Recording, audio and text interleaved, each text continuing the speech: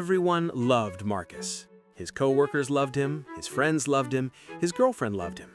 He was the guy who always showed up, always helped, always said yes. And that exact thing that made everyone love him was quietly destroying his life. Let me tell you about Marcus. On the surface, Marcus had it together. Decent job, good social circle, a relationship.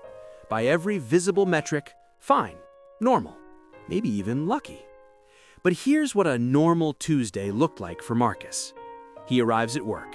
His colleague drops a project on his desk, something that isn't his responsibility, something that will cost him 3 extra hours, and before his brain can even process what's happening, his mouth has already said, "Sure, no problem."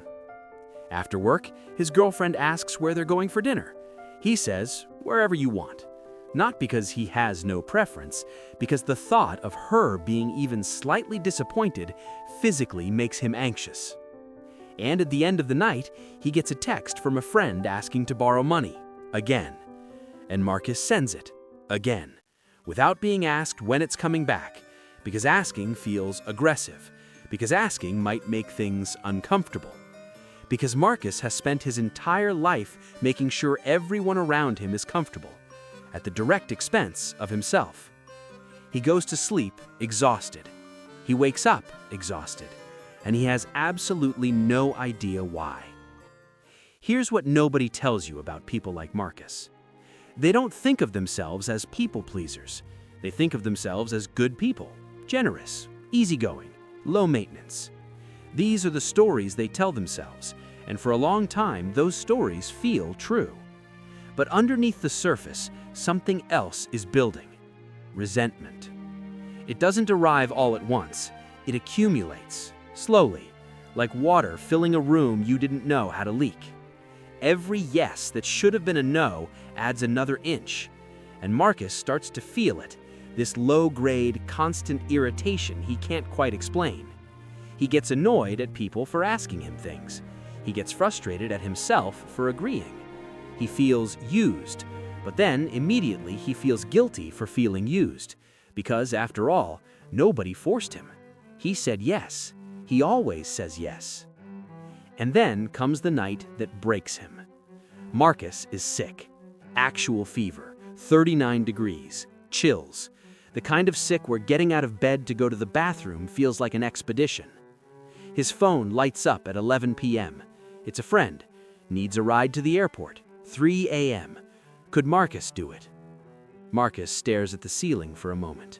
And then he types, "Of course, see you at 2:45. He drives to the airport at 3 in the morning, fever still running, hands gripping the wheel. At one point on the highway, his eyes close for a split second, just a split second. The car drifts slightly. He jerks awake, heart pounding. His friend, sitting in the passenger seat, is asleep. Marcus drives the rest of the way in silence, completely alone with what just almost happened, and still, somehow, still feeling like he did the right thing. So what is actually happening inside someone like Marcus? This is where it gets important. What Marcus has been calling kindness, what he has spent his whole life believing is generosity, is actually something else entirely. Psychologists call it fawning.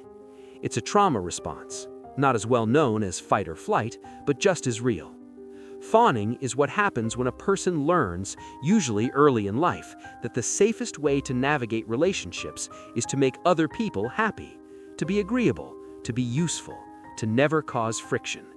Because somewhere along the way, friction felt dangerous. Conflict felt like abandonment. Disappointing someone felt like being rejected entirely. So the brain builds a system, a very efficient, very exhausting system. Every time a request comes in, the system bypasses the part of you that has needs and preferences and limits and goes straight to, how do I make this person okay with me? Carl Jung called this kind of pattern the shadow, the parts of ourselves we bury so deep we stop seeing them. Marcus buried his needs so thoroughly that he genuinely cannot access them in real time. He doesn't know what he wants for dinner. He doesn't know if he wants to help. He only knows what everyone else wants because that's the only information his nervous system has been trained to track. And here's the part that stings. Marcus isn't a selfless person. Marcus is a person who is terrified.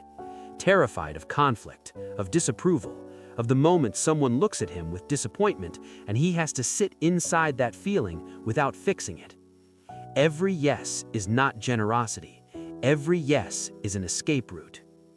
And the people around Marcus, the ones who keep asking, keep borrowing, keep dropping projects on his desk, they didn't start out as bad people, but they learned something about Marcus.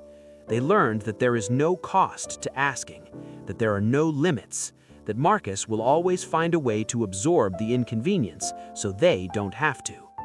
If you don't put a price on your own time and energy, other people will take it for free. Every time, without malice, simply because you taught them that it's available. Marcus burns out on a Wednesday in November. He doesn't have a dramatic breakdown. He doesn't cry in a meeting or quit his job. He just stops. He sits at his desk, looks at his inbox, and feels nothing. Not tired, not stressed, nothing. A complete, total emptiness where a person used to be. His therapist asks him one question in their first session that changes everything. When was the last time you did something because you actually wanted to, not because someone needed you to? Marcus thinks about it for a long time. He can't answer. The work they do together over the following months is not about confidence. It's not about becoming assertive or standing up for yourself in some aggressive way. It's quieter than that. It's learning to pause before answering, learning to feel what's actually happening in his body before his mouth moves, learning to sit inside the discomfort of maybe disappointing someone, and discovering, slowly, that it doesn't kill him. And one day, a coworker asks Marcus to cover something that isn't his job. And Marcus, for the first time in years, says, "I can't this week. Try asking Daniel." He spends the rest of the afternoon waiting for the fallout, the coldness, the subtle shift in how people treat him. Nothing happens. The coworker says, "No worries," and walks away. Life continues. The world does not end. Nobody hates him. Nobody leaves. Just nothing. A completely ordinary moment that felt, to Marcus, like the most radical thing he had ever done. Here's what Marcus learned, and what I want you to take from this. Boundaries don't push away people who care about you. They push away people who were only there because you had none. The relationships that survive your no are the only ones that were real to begin with. Everyone else was simply benefiting from a system you built out of fear and called it love. You are not responsible for managing other people's emotions. You are not required to be available for everyone all the time at the cost of yourself. And the version of you that says yes to everything, that exhausted, resentful, quietly disappearing version, that's not the good person you think it is. That's just someone who hasn't learned yet that they're allowed to take up space. Marcus and I, maybe it's your turn.